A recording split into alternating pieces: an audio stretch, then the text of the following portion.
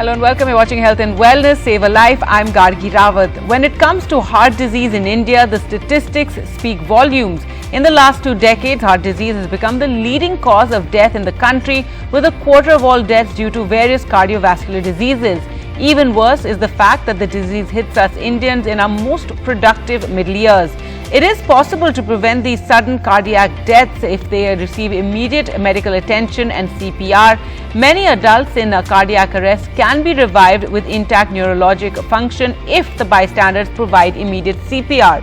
Save a Life is an initiative through which people will be made aware of the early signs and symptoms of cardiac arrest, train them on CPR and highlight the role of CPR in saving a life. And it's time we take our heart health into our own hands and progress to become a healthier people. Today we have with us eminent cardiologists who can help you understand sudden cardiac death as well as the role of CPR to revive and save a life. We're joined by Dr. Devdatta Bhattacharya, Senior Interventional Cardiologist, NH Rabindranath Tagore International Institute of Cardiac Sciences, Kolkata. Dr. Jabir Abdullakutti, a Senior Consultant Cardiologist, Director of Clinical Research, Lissi Hospital, Cochin. Dr. Rohit Parthi, a Consultant Cardiologist, Alchemist Hospital, Chandigarh. And Dr. M. Kathirasen, Senior Consultant Interventional Cardiologist, Apollo Hospitals, Apollo Speciality Hospitals, MK Heart Clinic, Chennai. Thank you so much, doctors, for joining us on the program today and to create awareness about heart health. Dr. Bhattacharya, first to you. Mr. David Ahaya from Bangalore has written that he has diabetes as well as dyslipidemia. He takes medicines regularly. What should he do to reduce the risk of a coronary artery disease? So thank you for that question. Diabetes and dyslipidemia is a very common association, and these patients, as they grow older, they have a greater risk of coronary artery disease. What needs to be done in these patients is to control their diabetes levels properly and their cholesterol levels properly. For this, they have to take their medications properly. They have to have a balanced diet as prescribed by the diabetologist and a regular physical exercise, at least 150 minutes per week. And apart from that, if they're overweight, they should lose weight, and that in itself results in control of diabetes and dyslipidemia. And finally, they should give up smoking if they are a smoker. All right. We have another question to Dr. Abdullakutti. Purushottam Reddy from Madanapalli has asked whether the main cause of high blood pressure is thickening of the blood. It's not thickening of blood. Actually, this is the pressure that is exerted on the walls of the blood vessels due to various reasons. But the predominant reason we do not know, we call it as primary hypertension in 95% of the cases. There are certain cases where blood pressure can be due to a secondary disease, like renal diseases, kidney diseases, or some diseases where excess hormones are produced, or something like a obstructive sleep apnea syndrome, where the patient has recurrent bouts of obstruction to his breathing during the sleep, which he himself may not know, excess alcohol, certain drugs. But of course, it is not due to thickening of blood, rather it is due to the excessive pressure on the walls of the blood vessel. Right. Dr. Kathirasan, we have a question from Mr. Mahesh from Hindupur who asks, is there a connection between LDL, triglycerides and high TSH? Yeah, greetings to all. Basically, TSH increase means hypothyroidism. So the thyroid gland is functioning at a lower level. There are 5 components of cholesterol, what we call the fasting lipid profile. But the main component which looks at the relation between hypothyroidism and cholesterol is triglycerides. So there may be a greater variation of triglycerides, high triglycerides and hypothyroidism. The other component of cholesterols like LDL, total cholesterol, HDL may not have much changes with the thyroid levels. So, and triglycerides also increases with your poor diabetic control, as said by Dr. Jabrata. Thank you. Dr. Parthi, what is the difference between good and bad cholesterol, and can a person lower the risk for heart disease if he or she lowers their cholesterol levels? Actually, there are three components, main components of cholesterol. One is HDL, that is high density lipoprotein, and then LDL, low density lipoprotein, and triglycerides. So HDL is considered good cholesterol as it carries the cholesterol to the liver, where it can be removed from your bloodstream before it builds up in your blood vessels. And LDL takes the cholesterol directly to the blood vessels, so which can form as a plaque or a clot and can cause heart attack or strokes. And triglyceride acts as unused calories that are stored in our blood in the form of fat. These are triglycerides. So the optimal level for LDL should be less than 100 milligram per deciliter, and patients who have previous heart disease or diabetes, it is less than 70, and for triglyceride it is less than 150, and HDL, that is good cholesterol, should be more than 50. So when we decrease our total blood cholesterol level by 10% by exercise or diet or with drugs, it decreases our risk of heart disease by 30%. All right, Dr. Bhattacharya, now heart attacks has remained a major health concern around the world, but it's only recently that a rising number of heart attacks among the younger population are being reported or focused on. Now, why have heart attacks become so prevalent in younger people? This is a very important question. As we are a young country, we have a lot of young people around. Now, unfortunately, there has been a radical change in our dietary and lifestyle, like sporting activities. Nowadays, children do not play outdoor games. They are more interested in video games. As a result of that, we have seen a steep rise in childhood and adolescent obesity, which spills on to the 30s, 20s and 30s as hypertension, early onset diabetes, which are important risk factors for coronary artery disease.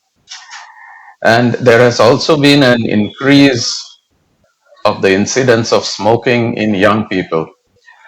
So this is a very fatal triad, and as a result of which heart attacks, which used to occur in the 50s and 60s, is now increasingly occurring in the 40s, 30s, and even in the 20s. All right, Dr. Abdullah Kutty, people often undergo surgical treatments such as angioplasty or coronary artery bypass surgery to remove blockage from the blood vessels and to restore blood flow to the heart, and they think once this surgery is done then the problem is resolved. So what is the reality of this? Look, this disease is produced by a process called atherosclerosis. This is a slow progressive process which progresses throughout the lifetime of the patient. At some point in the trajectory of this disease, patient develop a serious problem like a heart attack or serious blockages, which needs a bypass grafting or a percutaneous coronary intervention to deal with the immediate complications of this disease. But there is no absolute cure for the process that is leading to this disease. The process will continue despite angioplasty or bypass surgery. So these people are likely to develop problems in future unless they take the drugs properly.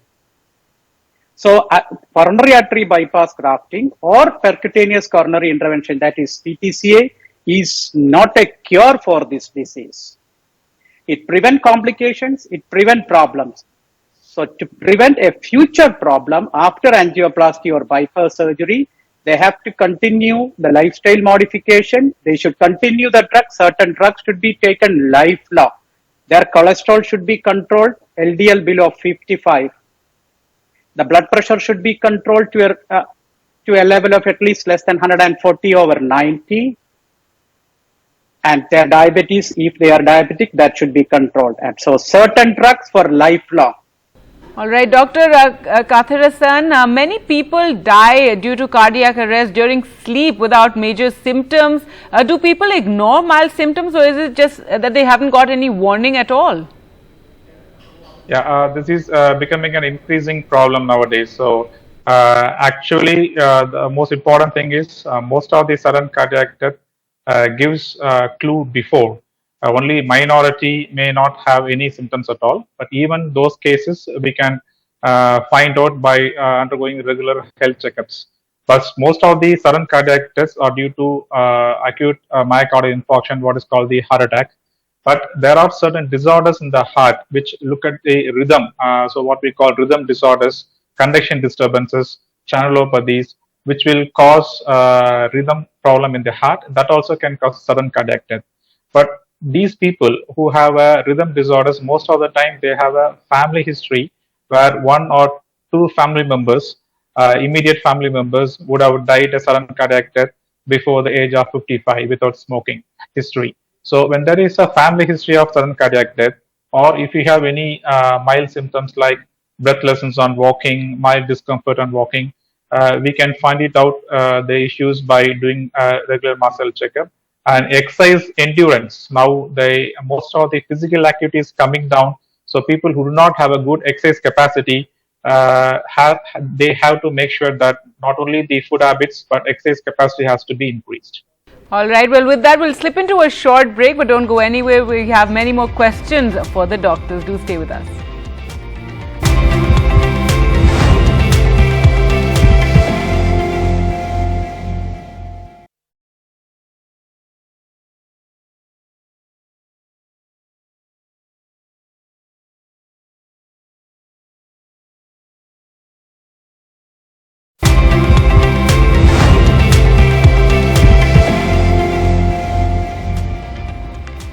Welcome back. You're watching Health and Wellness, and we're talking about heart health. Dr. Parthi, now, as most people still don't know the difference between a heart attack and sudden cardiac arrest, many people mistake recognizing the symptoms. How do you know if it's a primary cardiac arrest?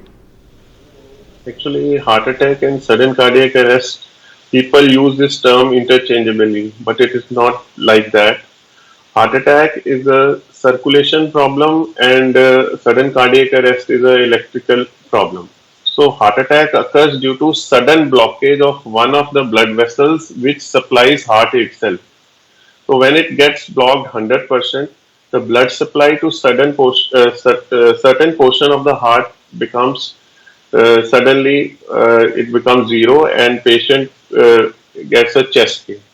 And in what happens in sudden cardiac arrest, there is sudden dysfunction of electrical activity, the pumping, and the heart suddenly stops beating, and there is diminished blood supply to the vital organs. So what happens in a heart attack? One will have typical symptoms of chest pain, sudden breathlessness, and in sudden cardiac arrest, it will come out of the blue. There will be no warning. First sign of the problem will be passing out and becoming unconscious. So what happens in heart attack? The heart continues to beat, but with time, if the treatment is not given, the certain part of the heart muscle becomes dead. But in sudden cardiac arrest, the heart stops pumping and there is no blood pump into the vital organs. So how do we respond to a heart attack? For heart attack, just call for some medical help, give aspirin if it is available with you, and immediately transfer the patient to the hospital without delaying for primary angioplasty. But when sudden cardiac arrest, please don't waste time, just call for help and start cardiopulmonary resuscitation, or you can give an electrical shock if defib device is there, which is sometimes available in big like marketplaces or in bus stands. So the need of the hour is to teach the community about the cardiopulmonary resuscitation, or maybe in high school level we should teach our young students about the cardiopulmonary resuscitation. So this is the difference. Heart attack, you still have time, but in sudden cardiac arrest, the bystander available, the normal person available near the patient has to respond and has to start cardiopulmonary resuscitation to save precious lives. All right, Dr. Bhattacharya, lack of CPR awareness is a big health challenge in India. So please tell our viewers about what are the main steps of CPR. Yeah, thank you very much. I think what we need to understand is that just teaching the CPR skills is not a big thing.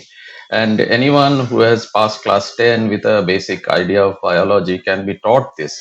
And I'm just going to tell you why. So if you find someone unresponsive by the street or in the rail station or in an airport, what you need to do is to go and see whether they're rousable or not. Call out their name, shake them up.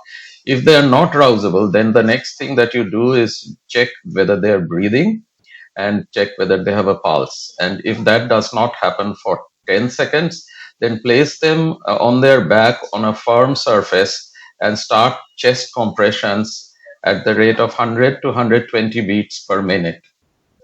And while you're doing that, at the end of 30 compressions, the patient needs 2 rescue breaths, which you can give by mouth-to-mouth respiration. And you can just, if you do this, a lot of these patients will be rescued from brain damage. And you can, while you are doing this, you can call for help. Other medical personnel, paramedics can arrive on the scene. And a lot of lives will be saved. And so it is very important that we teach our young people how to do this. And class 10, class 12, when they go into college, you can have a basic life support skill which can be taught to you. All right, Dr. Abdullah Kutty, how long does it take to recover from a cardiac arrest and what are the treatment options then? It all depends upon where does the cardiac arrest occurs. It can be out of the hospital or inside the hospital.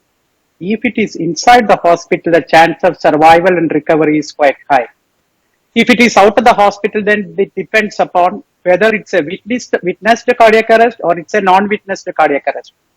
If it is a non-witnessed cardiac arrest, very, very unlikely chance for him to recover. If it is a witnessed cardiac arrest, and as Dr. Bhattacharya told, if they receive a proper cardiopulmonary resuscitation, a shock within a span of 5 minutes, most of the patients within a span of 5 minutes, they will recover. If they don't receive a shock or they don't receive a proper CPR, most likely permanent brain damage occurs within a span of 5 to 6 minutes time. Then, once the patient gets a good cardiopulmonary resuscitation and shock, because now shock machines are available in many of the public spaces. So if shock is received, CPR is received and patient transported to the hospital, 25% of the patients usually recover immediately. Around 70% patients recover in 24 hours of time. And 90%, those who recover, 90% of the patients recover within 3 days' time. If they don't recover in 3 days' time, unlikely to recover. A large majority of out of the hospital patients we lose. By the time they reach the hospital, they are still unconscious. Those patients who are still unconscious, a large number we lose. In hospital cardiac arrest, they receive proper treatment, they receive the resuscitation, shock and drugs on time because doctors are around, the facilities around, so large number survives. Despite all these things, we may lose the patients because the underlying disease may be bad. So it all depends upon whether it is in hospital cardiac arrest, out hospital cardiac arrest, whether they receive the CPR on time, shock on time, and the rest of the treatment, the rest of the we call it as advanced cardiac life support and further treatment. So that's where it's important to have it's important for the public to know about a cardiopulmonary resuscitation, how to give a shock. So in a public space cardiac arrest, if some person can initiate the cardiopulmonary resuscitation and give a shock on time, you can really save the life. That is what your message also. All right, Dr. Kathirasan, does taking painkillers increase the risk of a heart attack or stroke? So, Yes. first of all, what we have to understand is most of the painkillers are generally safe. Billions of patients take painkillers daily. And what we have to understand is in certain subset of patients like refractory hypertension and patients having previous renal kidney dysfunction, certain groups of painkillers may increase the blood pressure and can cause further kidney damage. So even in those cases, it is reversible. So what causes the notion is in those subset of patients where they have a pre-existing condition of increased blood pressure or kidney dysfunction, these specific subset of groups of painkillers can increase the blood pressure and can cause a stroke. But still, in our country and all over the world, most of the heart attacks and strokes are caused by pre-existing risk factors like blood pressure, diabetes, cholesterol, smoking, and poor exercise, lifestyle modify things. So specifically, certain COX inhibitors and NSAID groups of drugs can increase your blood pressure or can cause a transient temporary renal damage, which can translate into heart attacks or strokes. But by and large, painkillers are safe. All right, and Dr. Parthi, how does heart disease affect women differently from men? Good question. Actually, women are protected from heart disease till the menopause, and but it is not always true. We have seen women having a heart attack in late 30s and early 40s. So the first heart attack in females occurs 10 years after a male, maybe 10 years older. So there are risk factors which are different for heart disease in females. Normal risk factors like diabetes, high blood pressure, high cholesterol are same with the males, but endometriosis, polycystic ovarian disease, and diabetes and hypertension which occurs during pregnancy are added risk factors. Once they achieve menopause, their risk doubles than males. The typical symptoms of heart disease like central chest pain are lacking in women. They may have little chest tightness, atypical symptoms, upper abdominal pain, some breathlessness. These symptoms are different in females because females have smaller arteries of the heart. The coronary arteries are smaller. They may sometimes the disease may be missed on even the conventional angiogram because they have more of a microvascular disease. There are some tiny vessels which even we cannot see on the angiogram. And women tend to do worse than males after they suffer heart attack. So their stay in the hospital may be longer and they may die more often than males even after treatment. And women are more likely to suffer second heart attack. This is because sometimes women don't take proper treatment after first heart attack. And due to some socioeconomic status in India, women don't take proper care even after first heart attack or second heart attack. So mortality is more in women. All right, so that is something people need to be more aware about. Thank you so much, Doctor. We're completely out of time. Thank you for joining us and talking about these very important issues. Thank you for watching at home. Goodbye.